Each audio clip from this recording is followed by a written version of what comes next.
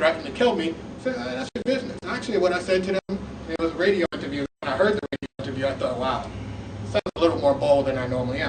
But when they talk about coming to get me, I said, you know, I live at 481 Chester Avenue. So just come on by. Because you're not afraid if you believe in things that you say you believe in. So what I'm talking to you about this morning is a little different than what the speaker last year talked about, because I paid attention because that person is really important to me. That person was State Representative Bill Dyson. He talked about playing your role as a cog.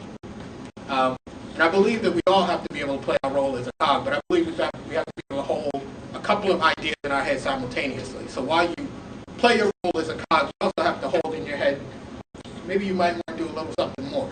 Maybe you might want to do that little something a little bit differently. I've played my role as a cog on many instances, but I've also always held in my head that which comes from that hip-hop ethos, that I'm going to get my shine on, do my thing. So you guys have an opportunity. We talked this morning about opportunity and the difference that you can make. We talked about that difference as it relates to this program, and I would say, parenthetically for a second, I would say to you that don't talk about somebody needs to make this program known. Go out there and do it. You guys are the best ambassadors for this because nobody can advocate for you the way that you can. I can't advocate for you the way that you can, even though I come from a community similar to those that many of you come from, because I don't have your story. And as it was said earlier by Mr. Manning, I believe, your voices need to be heard in certain corridors where they're not heard. At the state legislature, nobody's listening to us. You know, we're not those people with the problem, even though we may relate to them. But when you come up there and you start telling your story, there's something genuine about that tugs at people's heartstrings. And I'm going to tell you, because I've had the opportunity now to sit in those meetings and be with those people afterwards, it matters. The people who get the money are the people who can make those people there who seem very stone-faced, make them feel something. And nobody's going to make anybody feel your story like you. We talked about passion. You have to have a passion for what you do. This can't be about getting a job. Getting a job is extremely important right now. But this can't simply be about getting a job. This has to be about something more than that. Because, you know, getting a job doesn't take you very far. It might let you pay your bills, but it doesn't take you very far. But having passions, helping other people, doing something more, that takes you somewhere. And I'm going to tell you, I had a job once. I made a lot of money. A lot of money. I couldn't see myself doing that for a number of years. And as I thought about what I would be doing for 20, 25 years, even though I was making way over $100,000, I said to myself, I can't do this. And that's why I love to do the community work. Now, everybody I know was like, you gave that up to make like $20,000 a year? But you know, every night that I went to bed, I was happy. And so now I'm doing a little bit better. But that's what you have to be able to do. You have to believe in yourself enough to say, I want to do something that's important to me, something that I feel, something that's going to make other people feel good. You can get to where you want to go. But you don't want to wake up at 45, 50, 55 with a midlife crisis. And a midlife crisis doesn't come because you didn't do great. It comes because you never did that which reflects you.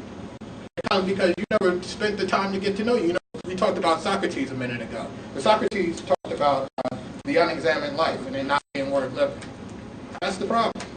You take the time to examine life. And you know, a person who's very prolific in their writing and their speaking, Cornel West, takes that a little bit further. He talks about Malcolm X, and how Malcolm X talks about the difficulty of examining life. Well, it is difficult, but it's also necessary.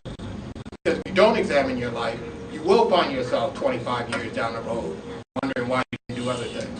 And so I guess I will leave you with what Dorsey said was my motto.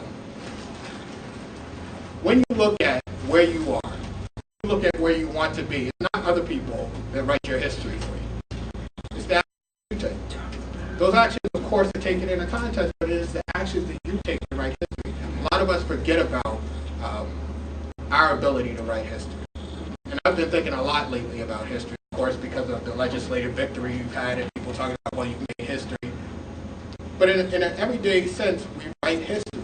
And we think about the people with the big names writing history.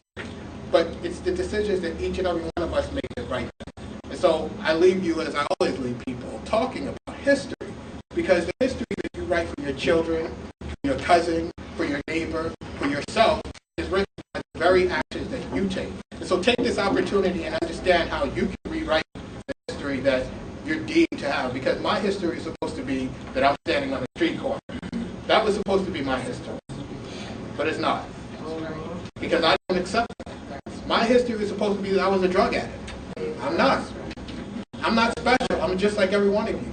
You can rewrite your history. People told me when I started with the death penalty, they say, you're a freshman. I sit down. That's what they told me. And they told me once the bill was written and I went to committee, they said, well, you might get it to come up in committee, but let's be realistic. And they told me when we got it past the committee, they said, well, you might get it on the floor and talk about it a little bit, but come on, it's not going to pass the House. It never passes the House. And on and on and on. And before that, when I ran for state representative, they were like, competition's not going to let you win. That's what they told me. I don't believe that anybody knows where I'm going to go. I don't believe that anybody knows where you're going to go, except me and except you. You have to make that determination. And if you determine you're going to be successful, then you're going to be successful if you're willing to do the work. And so the history that is to be written tomorrow, to be read by our children, to serve as their guide, is written in our actions today. A greater call to responsibility I have not known. That is why I make that statement. Congratulations.